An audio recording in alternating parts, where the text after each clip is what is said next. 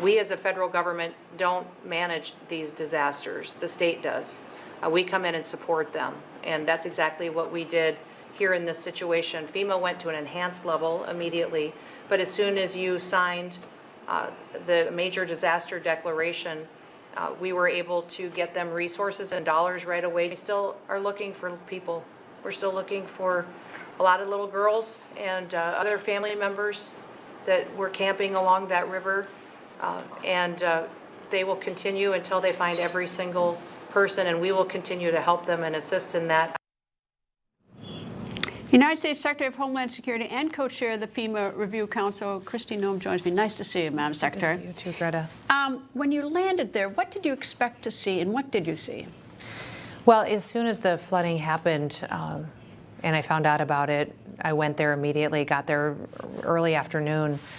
You know, I knew I would see a lot of devastation and tragedy, but people were just broken. I had a briefing with all the emergency responders that were there in that town and in that county, and the governor was there, and so I had the chance to find out what they were currently doing. We had already deployed our Coast Guard there, and then we had some special teams from Customs and Border Protection that were there. So we already had federal resources on the ground, but I went to the camp and told the governor I wanted to go to the camp to be there where all these little girls were missing. I didn't expect that the parents would be there. I guess when I got there, it was about an hour drive from town, and when I got there and was walking through the cabin, and they were telling me that this was the cabin where all the little girls were lost. When I walked out, a gentleman said to me, you know, that man could use a hug over there. And so I walked over to that man and gave him a hug, and I said, oh, do you work here? And he said, no, my little girl was in that cabin. And then he just fell apart, you know, and then I just didn't, when you walk through that camp, there's stuffed animals laying in the mud, and their shoes, and in the cabins, and the parents were not just looking for their children, but they were finding little pieces of their belonging too. I guess that's what was so heartbreaking, was them, you know, seeing that kind of grief on their faces. They were trying to wrap their heads around it too. You know, this is so random. At least all the reports I read is like 1 in 100 chances. Yeah. You know, that's what, you know, and all those little girls, all the adults too. It's just, you know, it's unthinkable. Well, and the other cabin that lived was 30 yards away, and you know, it was the flow of the river. That cabin was closer to the hill, so those little girls, their counselors got them up, and they could climb up a hill fast and got up quicker because this cabin was across the road, and it was right where the water was flowing, and it was so strong it swept them all out of the cabin immediately.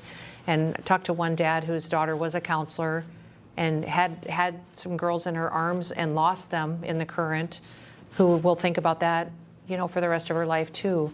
You know, it's the day that will change their lives forever. That's the thing, is everything in their life from now on will be, well, that was before this happened, and this, you know, that was after the flood. And that's what I think is so monumental about this crisis. Yeah, the force of water is just incredible. I mean, you covered the hurricane. You've covered hurricanes. You've been down there. You've seen what happens with those.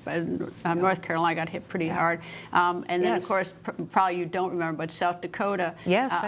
South Dakota got lost over 230 some people a number of years ago. I used to spend my summers on a ranch out in Rapid City with dear friends that were like parents to me, but it was their trailer park where all those people lived that got killed. It was there, so very close to that tragedy in South Dakota where a dam broke and just went through the middle of the city and just killed hundreds of people. And so, yeah, we can be there to support and to help people recover, but these parents have been calling me, and what they want is they don't want people to forget their kids, and they don't want people to forget their family members. They've just said, is there a way we can memorialize our children? And so that's what, this will be something that I think is so remarkable about Texas. What's remarkable about our country is that we won't just help people get through these days. We'll help people remember these individuals that they lost to, because you know, they in were some precious. ways, it reminds me in Israel of the hostages who are dead. And the family just want the children back, or the adults, or whatever it is.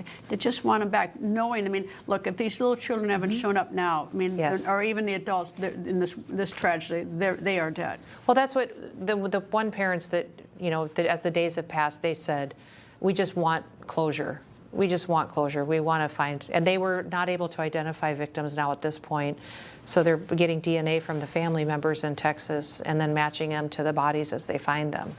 And they're, you know, so sitting and waiting for that to happen and getting that kind of closure, I can't imagine the waiting. I can't imagine the waiting. My grandma told me one time, she said, no parent should have to outlive their child. And I think that's true. It would. I can't imagine what that's like. The Coast Guard was, you called in the Coast Guard. What was their function? Well, the Coast Guard has incredible resources as far as helicopters and airframe that can come in and do rescues. That's that what fast? They got there fast? They did. They came from Corpus Christi. The problem is that's normally about an hour flight, but because the weather was so bad, it took them several hours to get there, and then it took them several attempts to even land. So even landing in that weather and trying to, and in the situation that they were in was difficult. And obviously Texas had deployed their National Guard. They had other assets as well. Then we realized that our Border Protection had these BORTAC teams. I call them my ninjas. They can do anything. You know, they're just specially skilled and trained to go into these situations. So they came in with all of their equipment as well, and we're doing rescues. But that's what the federal government should do, is help with supporting what a state runs. And President Trump's talked about FEMA, how FEMA should operate with supporting a state's response, and the governor directed the response with his emergency management operations. We come in and we support and fill in the gaps to make sure that we're as helpful as possible. I think it's also a message. The fact that you were there, Senator Cruz is there, Governor Abbott was there, the president's going. I mean, you can't change things, but it's just a message to the people that they sort of matter. You know, that, you know, if your government will at least show up. Yeah, that's what I think meant a lot. And for me as governor, I went through many disasters in our state in South Dakota.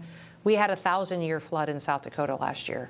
So we had the same situation where we had to follow an emergency operations plan for a local city, build a levee across our interstate system to save a town. But many people lost their homes and were devastated. And so going through that, knowing that you need to be there and show up and know that people have everything that they needed, that communications are open. You know, when you hear about all these kids training in schools for the, you know, the gunmen coming in or whatever, and don't go around strange ways. There is nothing you can do to train for this. There's nothing you can do. This storm came and sat right and held right over the hill country and dumped unprecedented amounts of rain. And then with the topography there, they're deep canyons, you know, of hard rock that was the only place for that water to go. And it came, so a 26-foot wall of water came straight at these people and these individuals. And it was on a holiday weekend where thousands of people were camping right by the river. And getting out of there to go, where to go? Yeah. No place to go. Nowhere to go. Nowhere to go. And literally what was amazing to me too was that one of the directors of the camp was there helping these grieving parents while he had lost his dad too. He had lost his dad the night before, who was in his car trying to save 3 girls, and they all died in the car. And so he's grieving his dad while he's helping all these parents. And that was one of the things that when I got there, I said, somebody should be here walking with these parents and escorting them, and counselors should be here, because it's not just how can we help them with money or response. They need to have somebody walk alongside them through this grief. Switching gears a little bit, these cabinet meetings, they're open. They are. Yeah, they're open. I mean, you know, it's funny. It's like you really, I don't care if you're Republican, Democrat, Independent, or Elon Musk's new party, whatever it is.